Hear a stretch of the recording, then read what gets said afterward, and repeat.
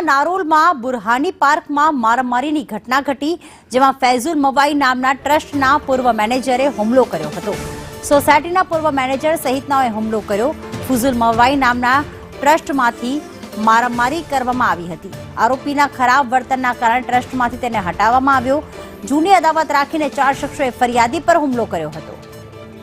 જિગ્નેશ અમારી સાથે જોડાઈ ગયા છે। જિગ્નેશ, જે બે લોકો વચ્ચે, જે બે શખ્સો વચ્ચે કે જૂથો વચ્ચે મારામારી થઈ, કઈ જૂની અદાવત હતી, કઈ બાબતનો ઝઘડો હતો?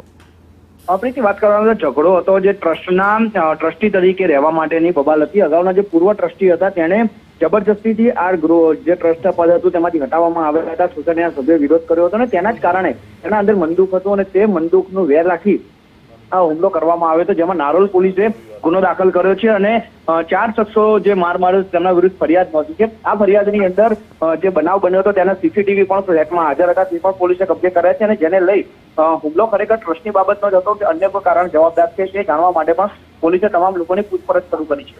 આભાર જિગ્નેશ તમામ અપડેટ માટે।